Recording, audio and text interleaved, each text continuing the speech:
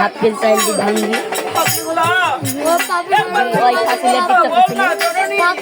Like দিন দেখবে একবার উঠে কথা বল না মা, তুই উঠবি না জননী না, আজকে বিউলা শুনতে না উঠলে আমি দংশন করবো না, কারণ বিনা দোষে বিনে ঘাটে আমি দংশন করতে পারবো না। আমি মায়ের কাছে ফিরে যাবো, আর ফিরে গিয়ে মাকে সব কিছু খুলে বলবো, যেন আমার মা আমার সব কথা বুঝতে পারে।